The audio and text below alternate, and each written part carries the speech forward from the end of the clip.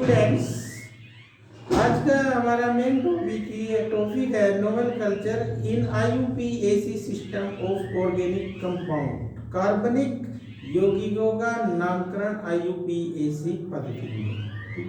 तो आईयूपीएसी पद्धति ये आता है और कार्बनिक रसायन में। तो हमको पहले ये बताना है कि कार्बनिक रसायन क्या होता है। कार्बनिक रसायन वह रसायन है जिसमें कार्बन एवं कार्बन से बने यौगिकों का अध्ययन किया जाता है, उसको हम कार्बनिक रसायन और ऑर्गेनिक केमिस्ट्री कहते हैं। तो ये परिभाषा ये लिख देते हैं कार्बनिक रसायन, ठीक है। और ये आप सब उतार देना। वह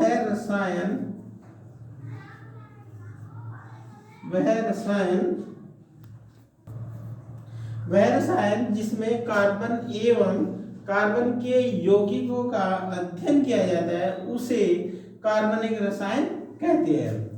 तो इसके कार्बन रसायन है जो आईयूपीएसी नामकरण है, उससे पहले हमें कुछ सामान्य बिंदु की आवश्यकता है। उस सामान्य बिंदु के बारे में जानना जरूरी है। वे सामान्य बिंदु क्या है कि कुछ हमारे पास ऑर्गेनिक तत्व है, तो उनकी वैलेंस उनकी संयोजकता का ज्ञान होना जरूरी है। तो उसके ज्ञान उसको संयोजकता के बारे में आपको ज्ञान कराना है। ये सामान्य बिंदु जनरल पॉइंट्स हमारे कार्बनिक यौगिकों के अध्ययन के लिए हमें निम्न तत्वों की संयोजकताओं का ज्ञान होना अति आवश्यक है। जैसे कार्बन है, नाइट्रोजन है, ऑक्सीजन है, फ्लोरीन है, क्लोरीन है, ब्रोमीन है, आयोडीन व हाइड्रोजन आदि। इन सब तत्वों की मुख्यतः हमें संयोजकता का ज्ञान होना अति आवश्यक है। फॉर एग्जाम्पल जैसे हम एक कार्बन है, ये हमारा कार्बन है, तो ये किसका प्रतीक, ये जो है कार्बन तत्व का प्रतीक सी है, तो ये कार्बन तत्व का प्रतीक है।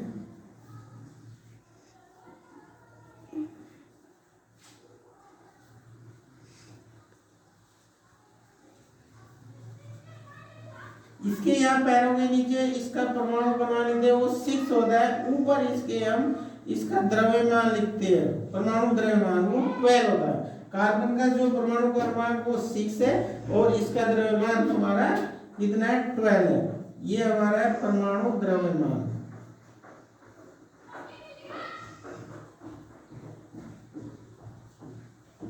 और ये हमारा है परमाणु क्रमांक।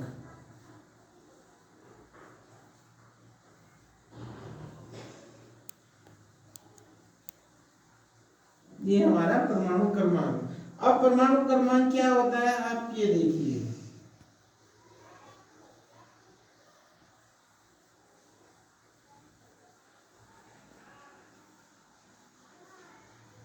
परमाणु क्रमांक क्या आता है, नंबर 1 क्या होता है कि प्रोटॉनों की संख्या।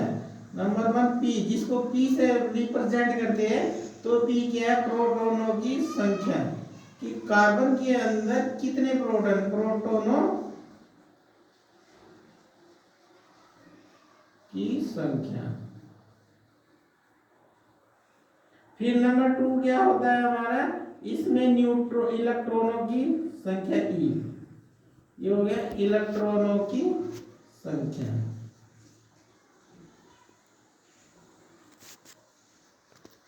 ये हो गया इलेक्ट्रॉनों की संख्या।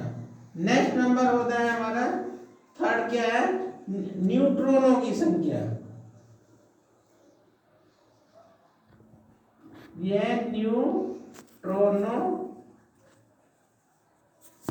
की संख्या, न्यूट्रॉनों की संख्या कितनी है, ये हमारा होता है।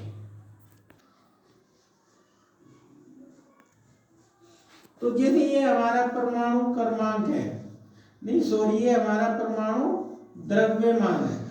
परमाणु द्रव्यमान है, कार्बन का परमाणु द्रव्यमान। तो ये हो गया अपना प्रोटॉनों की संख्या।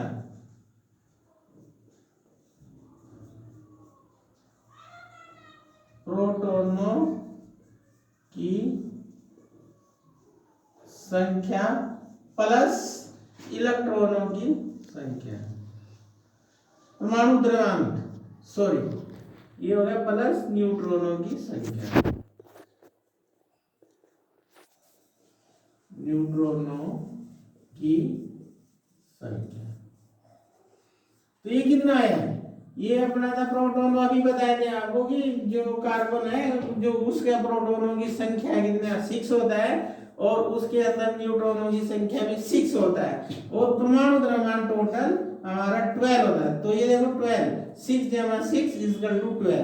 तो ये हो गया अपना करेक्ट की परमाणु का द्रव्यमान, कार्बन परमाणु का द्रव्यमान। ठीक है, कितना निकलता।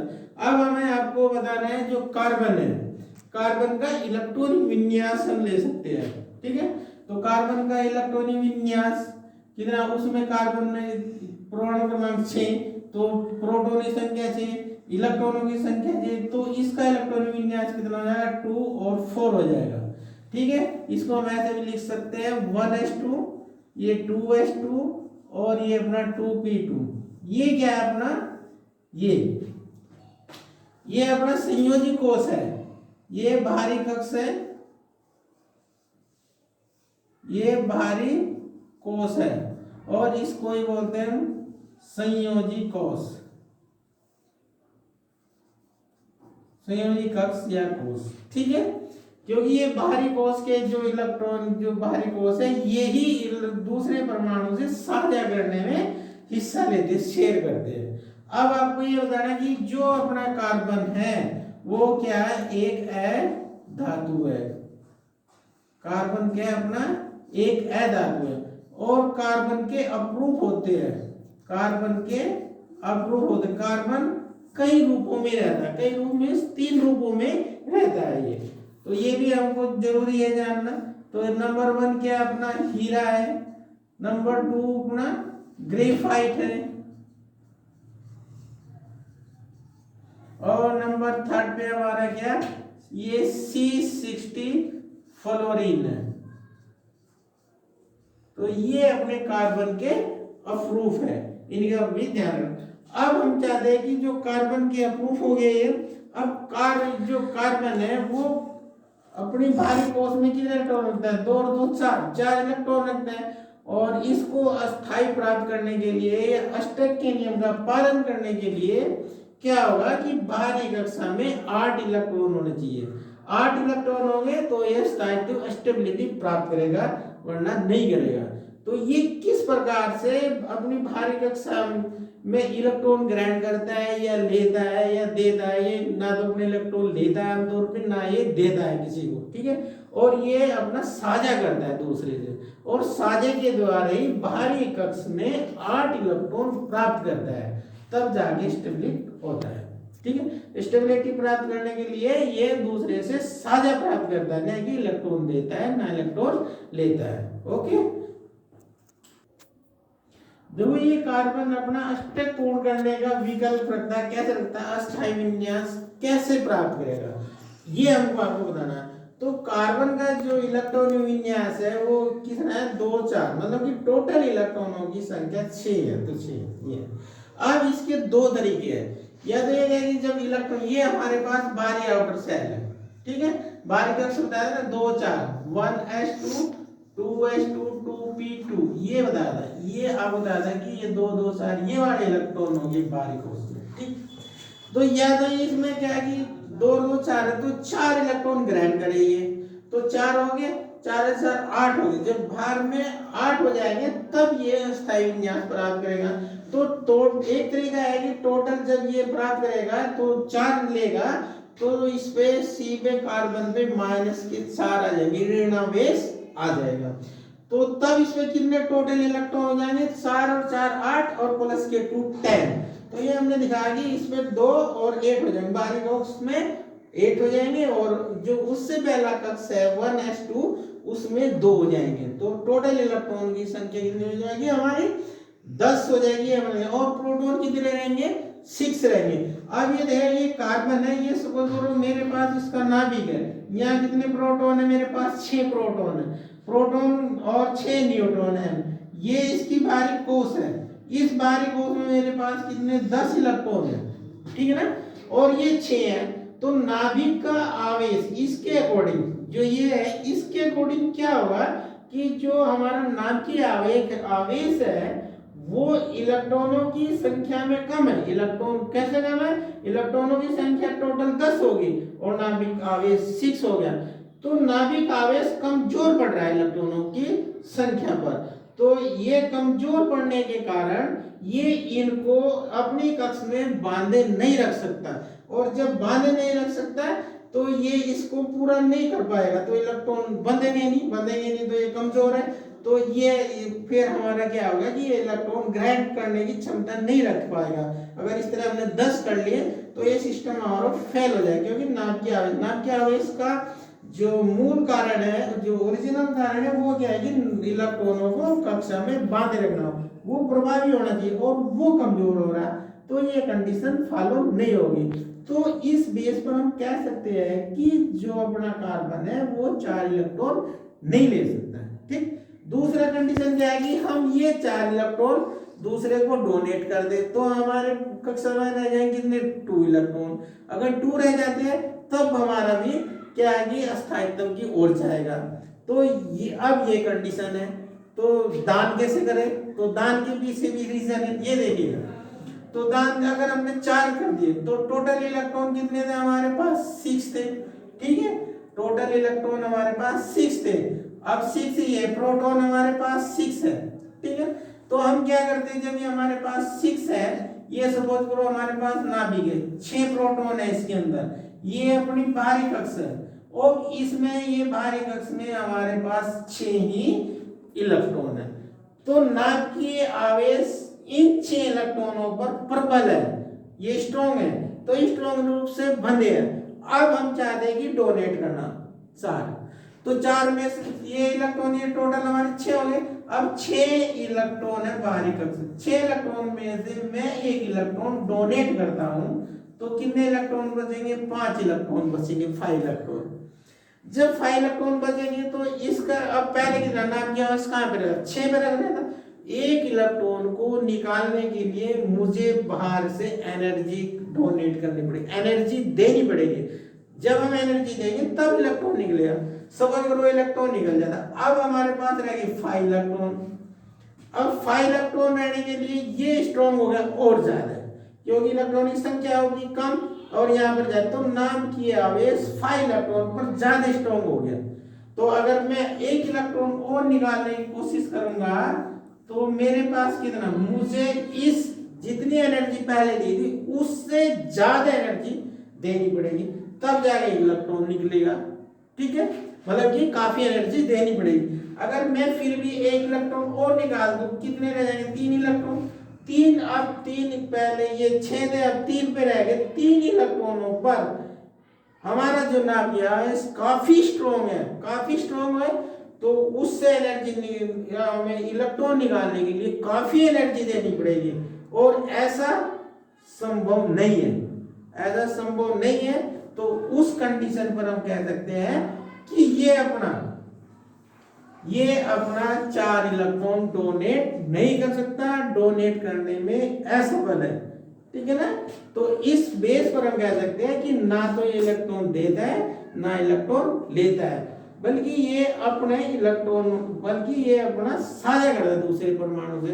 अब साझा के लिए समझाएंगे आपको, जैसे CH4 मीथेन है मेरे पास, ठीक है ना, ये कैसे साझा करता है, पेयर करता है ना, ये अब हम आपको बताएंगे, और थोड़ा ये लिखना है।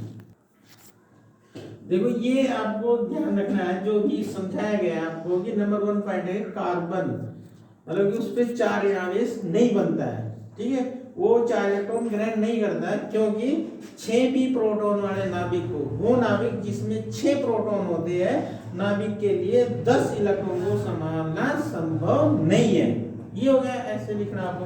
नंबर 2, कार्बन 4 इलेक्ट्रॉन डोनेट नहीं करता, दूसरे को डोनेट नहीं कर सकता है, क्योंकि 6p वाले नाभिक में के आकर्षण का विरोध करते हुए उससे 4 इलेक्ट्रॉन निकालने में अत्यधिक ऊर्जा की आवश्यकता होती है, और जिसको देना हमारा संभव नहीं है, हमारे द्वारा देना संभव नहीं है, मतलब हम उसको इतनी ऊर्जा नहीं दे सकते हैं। तो अब हम क्या कहते हैं, ये आपको नोट रखना है। जो कार्बन है क्या करता है, तो जो कार्बन है इलेक्ट्रॉनों की साझेदारी करता है, बाहरी कोश में साझेदारी करता है, जिस कारण 4 सिंगल बॉन्ड बनाता है। ठीक है, कार्बन जिस कारण 4 सिंगल बॉन्ड बनाएगा, अतः यह 4 संयोजी है, मतलब कि इसकी संख्या 4 होती है। ठीक है, और ये अब आपको हम बताना, फॉर एग्जाम्पल मेरे पास क्या है, ये CH4 है। ठीक है, ये कैसे करता है, ये देखिए, ये मेरे पास कार्बन परमाणु है। अब इसका इलेक्ट्रॉन विन्यास क्या था, मेरे पास 2,4 था। तो ठीक है, ये 2,4 था, तो भारी कोश, ये भारी कोश का है इलेक्ट्रॉन, तो भारी कोश में मेरे पास कितने थे, 4 इलेक्ट्रॉन थे, ये 4 इलेक्ट्रॉन ये। अब इसको करने हैं अपने भारी कोश में 8 इलेक्ट्रॉन, तो एक मेरे पास जो H है, H का इलेक्ट्रॉनिक विन्यास कितना 1 है, तो इसमें इलेक्ट्रॉन की संख्या 1 है। अब ये भी क्या चाहते हैं कि अपने पास 2 इलेक्ट्रॉन रखने, अपने भारी कोश में 2 इलेक्ट्रॉन करना। 2 इलेक्ट्रॉन अगर हाइड्रोजन के पास हो जाएंगे तो वो अस्थायित्व प्राप्त कर लेगा। अब दोनों ये कहते हैं कि आओ हम, कार्बन हाइड्रोजन से कहता है कि आओ अब हम दोनों आपस में साझा करते हैं, और साझे के द्वारा भाई मेरे पास भी पूरा स्थायित्व प्राप्त हो जाएगा। कार्बन कहते हैं कि मेरे भारी कोश में 8 इलेक्ट्रॉन हो जाएंगे और तेरे पास भी साझा करके 2 इलेक्ट्रॉन हो जाएंगे, फिर तू भी स्टेबल हो जाए, मैं भी स्टेबल। तो ये कहता है इस प्रकार, तो इस प्रकार ये से साझा करते हैं। सपोज मेरे पास ये हाइड्रोजन परमाणु है, ये इसका इलेक्ट्रॉन है, तो ये इसने इसको रख दिया, इसको दे दिया साझे में, इस वाले हाइड्रोजन ने ये इसको साझे में दे दिया, ये मेरे पास हाइड्रोजन इसने ये साझे में दे दिया, ये हाइड्रोजन है इसने इसको साझे दे दिया। तो जब साझा काउंट करेंगे तो ये देखो, ये देखिएगा आप, ये तो अगर हम ऐसे साझा करते हो, अब इसमें आप कार्बन के पास गिनो, देखो 1 2 3 4, 1 2 3 4, तो भारी कोश में कितने हो गए टोटल इसके 8 साझे के बाद। अब ये कहता है हाइड्रोजन, भाई मेरे पास कैसे है, ये देख दो, तो ये देखो, अब हाइड्रोजन अगर काउंट कर दिया तो हाइड्रोजन के में भी 2 हो गए। ठीक, तो इसको भी स्थायित्व प्राप्त हो जाएगा। ये देखो, ये हाइड्रोजन इस पे भी 2 हो जाएंगे, ये हाइड्रोजन इस पे भी 2 हो जाएंगे, ये इसके भी साझे में काउंट। साझे का मतलब ये है कि तेरे पास भी इतने काउंट हो जाए, मेरे पास भी, तो इस पे भी काउंट हो जाए। तो इस प्रकार ये अपना स्टेप पूरा कर देते। तो ये क्या, अब ये याद रखना है कि जब 2 इलेक्ट्रॉन होते हैं तो 2 इलेक्ट्रॉनों से एक सिंगल मतलब बॉन्ड प्राप्त होता है। ठीक है, ये भी 2 इलेक्ट्रॉन है तो एक सिंगल बॉन्ड, तो ये क्या जाएगा, ये जो हम दिखा, ये स्ट्रक्चर एक H इधर हो जाएगा, ये एक H 2 इलेक्ट्रॉन की साझेदारी, इधर 2 इलेक्ट्रॉन साझेदारी, तो ये सिंगल बॉन्ड, ये इलेक्ट्रॉन की साझेदारी। ठीक है, तो ये साझेदार से इसका भी हो गया। तो जो मीथेन है, मीथेन की जो संरचना होती है वो ये होती है, तो यहाँ पर ये आपस में साझेदारी करते हैं। देखो, ये हमारे पास एक दूसरा मेथड है जो हम बता दें संक्रमण हाइब्रिडाइजेशन में, उसके अकॉर्डिंग ये कहता है कि जो कार्बन है, कार्बन अगर इलेक्ट्रॉन विन्यास है 1s2 2s2 2p2। ठीक है, ये कब होता है, जब हमारे पास ग्राउंड स्टेट है। ठीक है, तो ग्राउंड स्टेट 1s2 को ऐसे लिखा है, 2 इलेक्ट्रॉन ही है, 2s2 के 2 इलेक्ट्रॉन ही है, और जो ये p है, p में मेरे पास कितने हैं, 2 इलेक्ट्रॉन है, तो ये 2p 1 और 1 2 इलेक्ट्रॉन इसमें रहते हैं। अब क्या करते हैं कि ये जो कार्बन है ये संकृत होता है, तो हम इसको जब एनर्जी दे दे बाहर से, जब बाहर से एनर्जी देंगे तो एक्साइटेड हो जाएगा, इसलिए मैंने लिया एक्साइटेड स्टेट है ये। ठीक है, एक्साइटेड स्टेट होगा, मतलब कि एक्स्ट्रा एनर्जी लेगा, एनर्जी प्राप्त करेगा। तो ये क्या होगा कि जो 2s वाला है ये इसका इलेक्ट्रॉन एक्स्ट्रा एनर्जी लेकर p वाले खाली कक्ष में जंप कर जाएगा। ठीक, अब जंप करते कितने इलेक्ट्रॉन अनपेयर्ड है, मतलब कि जो डबल ऐसे ग्रुप में नहीं है। ठीक है, ये अनपेयर्ड है, तो 1 2 3 4 ये अनपेयर्ड है। तो अब ये अनपेयर्ड क्या कहते हैं कि ये पेयर में इस तरह बढ़ना चाहते हैं। तो जब इस तरह ये बढ़ना चाहते हैं तो मेरे पास जो हाइड्रोजन है, ये हाइड्रोजन परमाणु के पास 1 इलेक्ट्रॉन होता है, तो ये उस हाइड्रोजन से साझा कर लेंगे। ठीक है, तो ये क्या कर लेंगे, उससे साझा कर लेंगे। ठीक, तो ये हो गया, ये देखिए,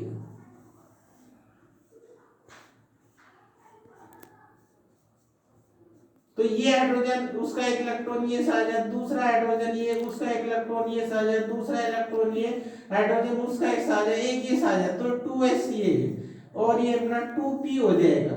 तो ये इसमें साझा कर लेंगे तब जाके पूरे हो जाएंगे।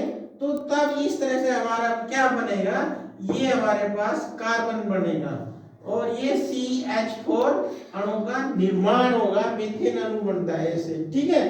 तो ये इसके साझे वाले संकरित कक्ष साझे वाले हो गए, ये संकरित कक्ष, ठीक है, ये कक्ष हो गए। तो इस तरह से हमारे पास CH4 और इस तरह से कार्बन 4 सिंगल बॉन्ड रखता है, अतः कार्बन को चतुर्थ संयोजी कहते हैं, अतः कार्बन की 4 संयोजिता होती है। तो ये सब समझ, ये देखना, कोई भी आपको पॉइंट समझने के लिए वीडियो को आखिरी अंत तक देखना है, नहीं समझ दोबारा पॉज करके दोबारा रिटर्न करके देखो। उसके बाद में अगर कोई डाउट्स है आप कमेंट बॉक्स में लिख देना। Thanks for watching, subscribe and like और ज्यादा से ज्यादा शेयर करें। थैंक्स।